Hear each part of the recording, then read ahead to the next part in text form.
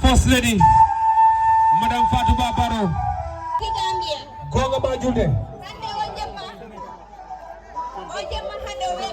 Wona jema beba do. Jarama. Golle mon jodi pewi. On jarama je Fulɓe.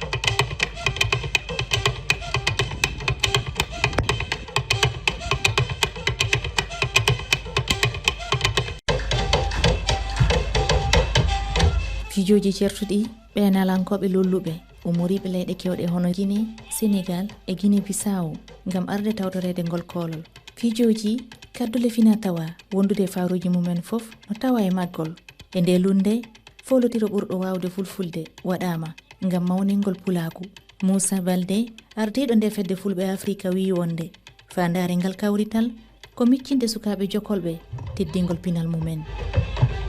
Taki min pormingal ɗo dental e sukaɓe nen pormingal kono miɗen liggoɗa e mawɓe min pormingal tan pour woti pulagu ngu majju woti aada e cosaan meɗen majju fulɓe ɓe kadi ɓeyda yiito ndu hande noon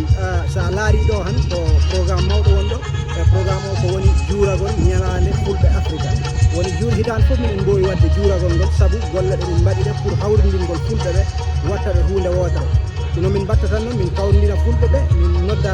jaliɓe meɗen nalankoɓe meɗen mawɓe gara pijana en kono kadi min nodda mawɓe jangguɓe jonanɓe gande gara ɓe pamtina yimɓe ɓe e gueɗeje ɗe gandanta e jogui naforno bete hikka toɓɓen no min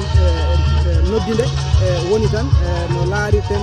o waylo weeyo ko hoɗum tampine en surtout noon e ñameteji meɗen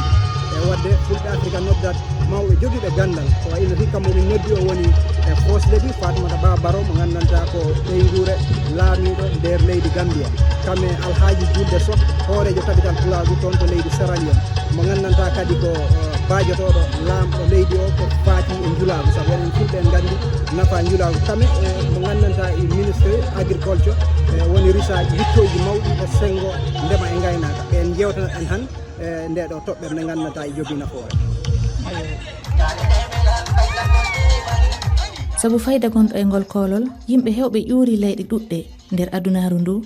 ngam tawtorede ɗon e nder nde ñalande mo kala no hollira fina tawa muɗum Fatumata Diallo iwi fa ñami lamorde Niger ngam arde hollirde tawangal maɓɓe.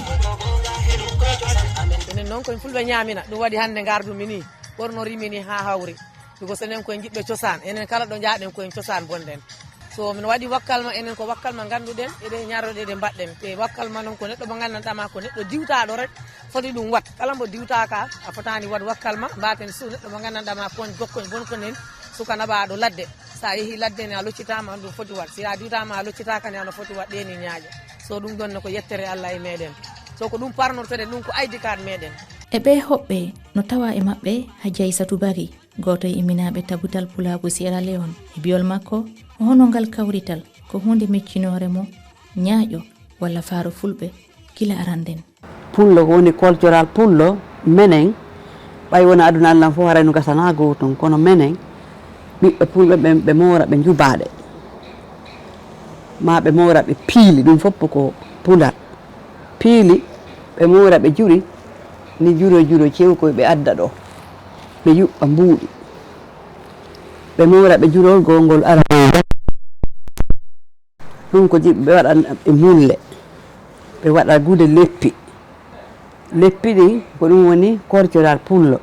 ɓe waɗana ɓe polo dane. Hooreɓe baale ino tindina sukaɓe jokolɓe e teddingol pinal mumen. Ahmed Bari hoorejo sagataɓe tabital pulaku Ghana waɗi nottago. Ɗo suka jokolle woni fuu tinno daara no watta ko so min noddi notugol ngol kam woni noy notoɗa e sambe ma notoɗa e jawdi ma notoɗa du e komin kalata ɗum tindinode komin kokkata ɗum laati important.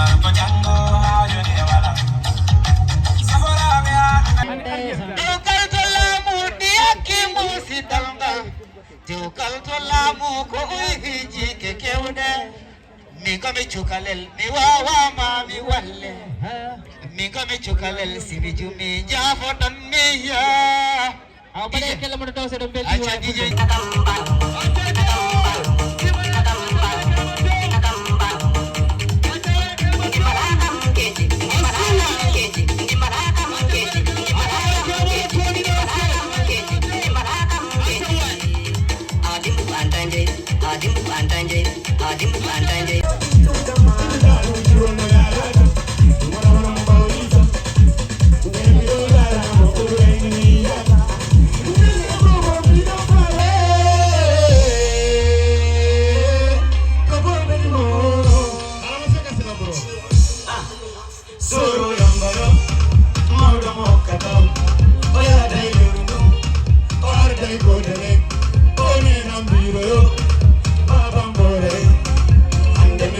nde jonde moftude wadde yimɓe ujune ɗiɗi to ngama hikka e dow hoore haala alhaali battene mayli ko weeyo e dow ñamanteri sabu gaynaka e ndemri yoko jeeya e pinal men Demi weltike